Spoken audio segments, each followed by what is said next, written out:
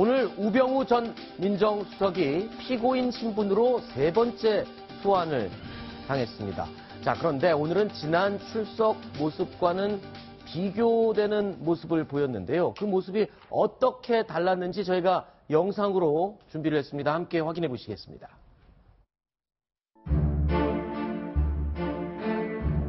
가족회사 자금 유용한 것에 대해서는 인정하십니까? 검찰에서 성실하게 답변하겠습니다. 자, 들어가겠습니다. 구속되시면 마지막 인터뷰일 수도 있는데 한마디만 해주십시오. 법정에서 제 입장을 충분히 밝히겠습니다.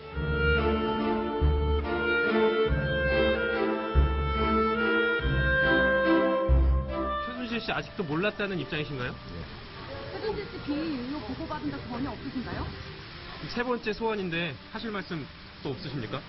대통령이 관련해서 사고로 가슴 아프고 참담한 그런 심정입니다.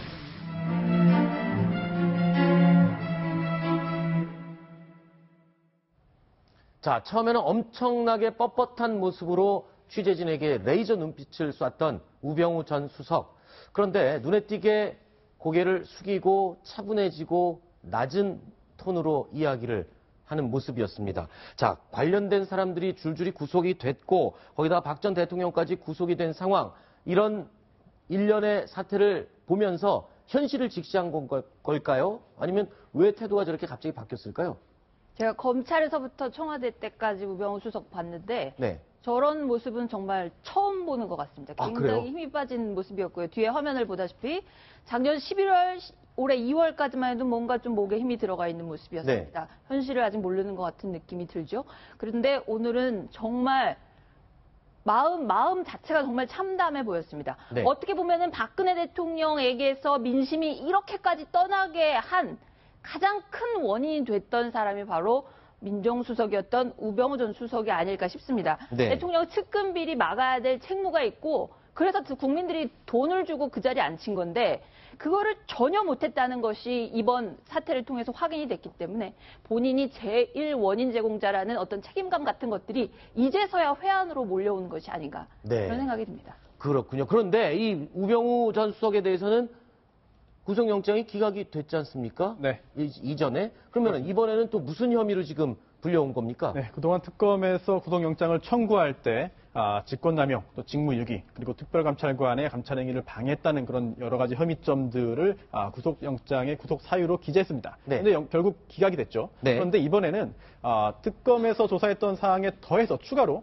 세월호 수사를 방해했다는 점, 그리고 또 가족회사의 자금을 이용 또는 횡령했다는 점 이외에 여러 가지 개인 비리도 추가적으로 보고 있다라는 이야기가 흘러나오고 있는데요. 특히나 우병우 전 수석의 여러 가지 그런 태도가 좀 달라진 원인 중에 하나가 네. 짐작컨대 세월호 수사를 방해한 점에 대한 여러 가지 증거들이 나왔기 때문이 아닌가 싶습니다. 아하. 왜냐하면 그동안 이제 우병우 전 수석 관련해서 근처에 있었던 여러 명의 현직 검사 또한 당시 검사들을 참고인으로 불러서 조사를 했고요. 그 과정에서 우병우 전 수석의 어떤 이야기 등을 통해서 행위를 통해서 압박감을 받았다라는 이야기가 나왔다는 그런 보도가 나왔고요.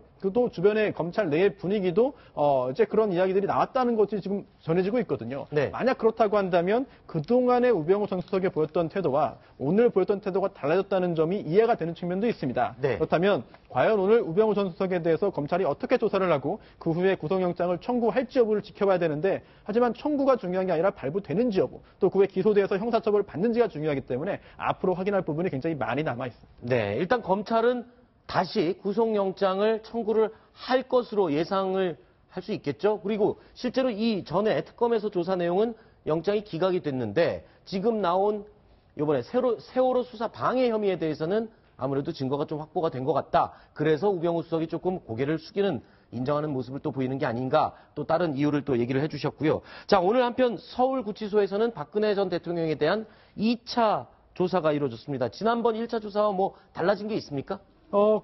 그다지 없습니다. 일단 한웅재 부장검사가 피의자 신문을 했다는 점 동일하고요. 네. 또한 유영하 변호사가 변호인으로서 피의자 신문에 참여했다는 점 역시 동일합니다. 네.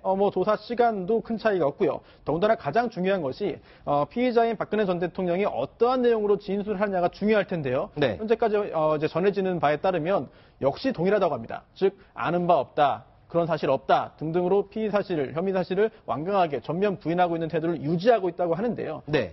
그렇다면 지난번에 있었던 첫 번째 구치소에서 이루어졌던 조사와 내용과 형식, 결과까지 큰 차이가 없이 마무리될 것으로 예상됩니다. 지금 검찰의 구속 만료 기간이 4월 19일로 지금 알려져 있는데 지금 추가하는 조사에서 어떤 거를 증언이나 진술을 받아내야 되기 때문에 지금 계속 이렇게 조사가 이루어지는 건가요? 아직은 9일입니다. 여기서 검사가 법원에 이제 구속기간 10일 연장을 신청하면 네. 법원이 허가를 해 주어야 19일로 이제 되는 건데요. 네네. 그렇게 될 것으로 예상이 되는 것이죠. 그런데 지금 검찰은 자백을 유도하는 것으로 보입니다. 네. 일부 또 자백을 할 가능성도 일부는 약간은 있어 보입니다. 그러나 그럴 가능성이 높지 않은 상태에서 딱히 검사가 더 증거를 수집할 게 있을까 싶은 생각도 듭니다. 네. 왜냐하면 피의자인 박근혜 전 대통령이 여전히 혐의 사실을 강하게 부인하고 있다면 네. 여러 가지를 물어본다 하더라도 증거를 수집하기 쉽지 않거든요. 그렇죠. 그런 경우에는 그동안 수집한 여러 가지 다른 증거들을 좀 더 가다듬는 한편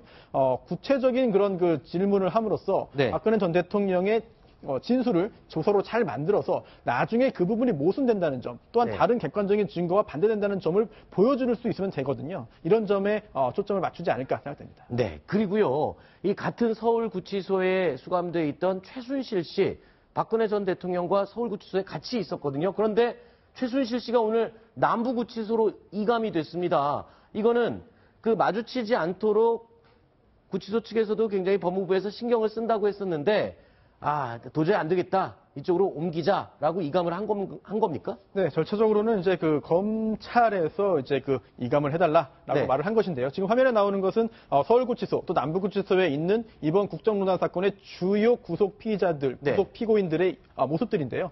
최순실 씨가 서울구치소에 있다가 박근혜 전 대통령이 구속되어서 서울구치소에 수용된 후에 바로 오늘 남부구치소로 이제 이감된 것입니다. 네. 여성 사동이 넓지 않습니다. 아. 그러다 보니까 여성사동 내에 장시호 씨도 있고 조윤선 전 장관도 있고 박근혜 전 대통령에다가 최순실 씨까지 있다 보니까 이 여러 명의 그런 관련자들을 이제 마주치지 않게 하기 위해서 여러 가지 업무상의 불편한 게 많았겠죠. 예. 그러다 보니까 서울구치소 측에서도 이러한 네. 최순실 씨의 이감을 원했다고 하는데요. 네. 남부구치소로 갔기 때문에 아무래도 서울구치소 내의 그런 행정상에는 조금 좀 숨통이 트일 것 같습니다. 알겠습니다.